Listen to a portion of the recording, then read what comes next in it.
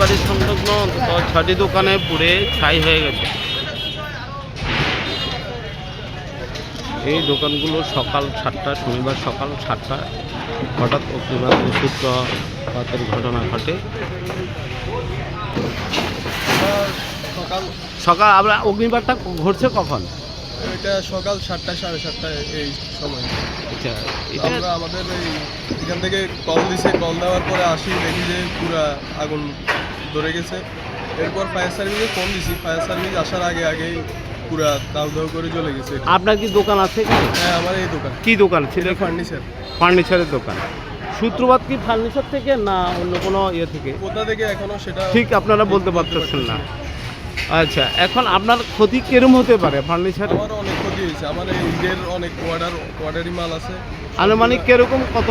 আনুমানিক 30-40 লাখ টাকা। 30-40 লাখ টাকার মতো শুধু ফার্নিচারে ক্ষতি হচ্ছে। হ্যাঁ, ফার্নিচার কার্ড আছে। যাই হোক, ফার্নিচার দোকানটা প্রায় 30 লক্ষ টাকার মতো ক্ষতিগ্রস্ত করেছে। মেশিন টেশিন চলে গেছে। হ্যাঁ, আজকে কি হয়েছিল এখানে? আর আমি সকালে আসছি, রোজা আছে, আমি সকালবেলা আসছি, সকালে মুদি দোকান, মুদি মাল বেশি, আমরা দল ইফতারি বেশি।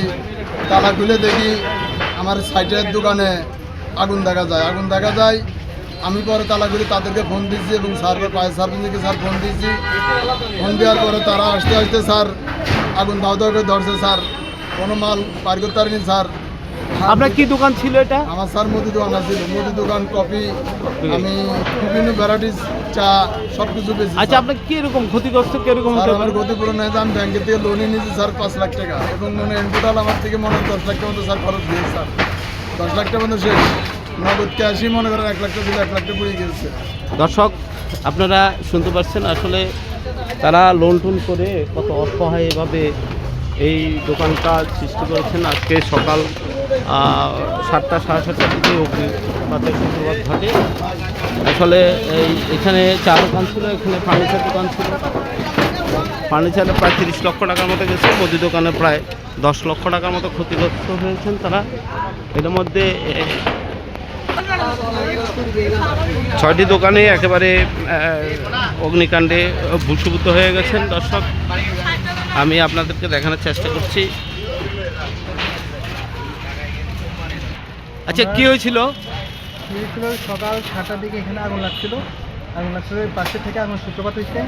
আমরা সকালে খবর পেয়ে আমরা দৌড়াদৌড়ি করে আসতে দেখি যে আগুনের লেলিয়ান শিখা উঠতেছে। আমরা দোকান থেকে ঢুকতে পাশের দোকানে গ্যাসের সিলিন্ডার ছিল, এগুলো শুধু বাস্ট হইতেছে, যাদের আমরা দোকানে কিছুই বের করতে পারিনি। সব ধ্বংস হয়ে গেছে। আমাদের প্রোগ্রামের মানে দোকানে আমরা কোনো যাবতীয় কোনো মাল আমরা বের করতে পারি নাই। প্রায় আমার 15-20 লাখ টাকার মতো ক্ষয়ক্ষতি হয়েছে। দর্শক, আপনারা হ্যাঁ, সরকারের কাছে কিছু সহানুভূতি চাচ্ছি যে আমাদের পাশে একটু দাঁড়াক, আমার এই অসহায় মুহূর্তের মধ্যে আমাদের পাশে যেন উনি একটু দাঁড়ায়, এই হচ্ছে আমার কথা। দর্শক, আপনারা শুনতে পাচ্ছেন, আসলে এই যে ক্ষতিগ্রস্ত হয়েছে তারা সরকারের কাছে আকুলভাবে আবেদন জানাচ্ছেন। বর্তমান বিএনপি সরকার এককভাবে ক্ষমতা এসেছেন। আমরা চাই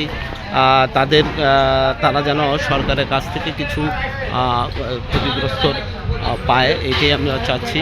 দর্শক, আসলে এই যে কতগুলো পরিবারের ধ্বংস হয়ে গেছে এভাবে, একেবারে আগুনের লিলিশিকায় সব একেবারে ধুলায় মিশে গেছে, কিছুই নেই। দর্শক, আমি আপনাদেরকে বারবার দেখানোর চেষ্টা করছি।